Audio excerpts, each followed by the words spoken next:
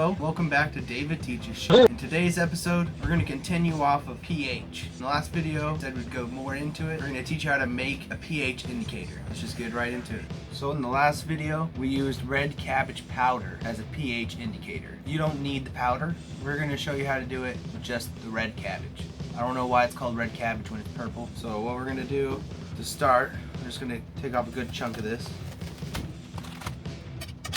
Now we're just going to cut it up as, not as fine as you can get it. We want it as small chunks.